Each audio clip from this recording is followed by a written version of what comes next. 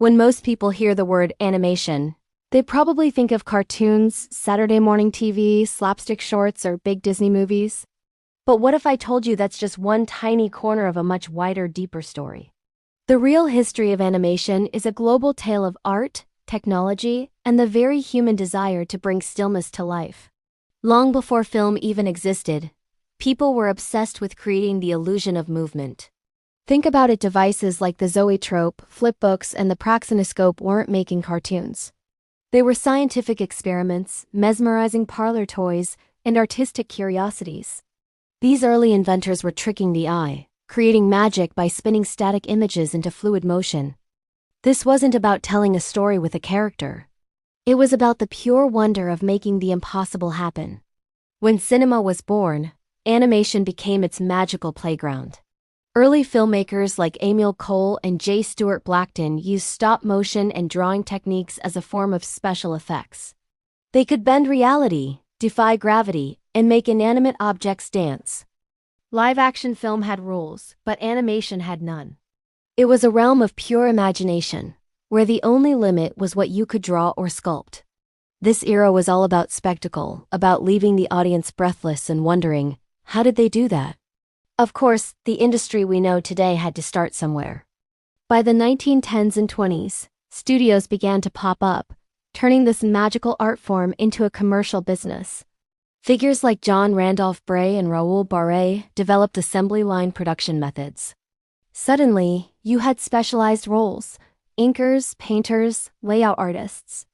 This industrial approach made it possible to produce animated shorts on a massive scale. And it's where the cartoon as we know it truly began. But even then, it was a hotbed of technical innovation, standardizing a workflow that turned individual drawings into a collaborative art. But the story of animation isn't just an American one. If you look around the world, you'll find a vibrant tapestry of different styles and philosophies. In Japan, anime evolved with a unique aesthetic, using limited animation to focus on detailed backgrounds, dramatic composition, and deep emotional storytelling. In Eastern Europe, animators often used surrealism and allegory to comment on politics and society in ways that live action couldn't. And in Latin America and Africa, animation became a vital tool for preserving folklore, myths, and oral traditions, passing down cultural heritage to new generations. Each region used animation to reflect its own unique worldview. Then came the digital revolution. The rise of CGI completely shattered the idea that animation was just a genre for kids.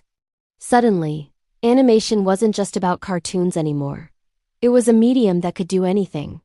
It now powers the stunning visual effects in blockbuster movies, creates detailed scientific visualizations, helps architects design buildings, and even assists in medical imaging.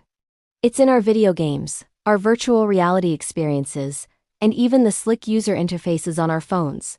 Animation is no longer a genre. It's a fundamental, versatile tool that shapes nearly every aspect of our modern visual culture. And beyond the mainstream, there's a whole other universe of independent and experimental animation. Here, artists push the boundaries of what the medium can do.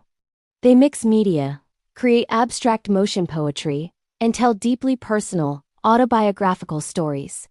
This is where animation becomes a space for exploring identity, memory, spirituality, and complex philosophical ideas.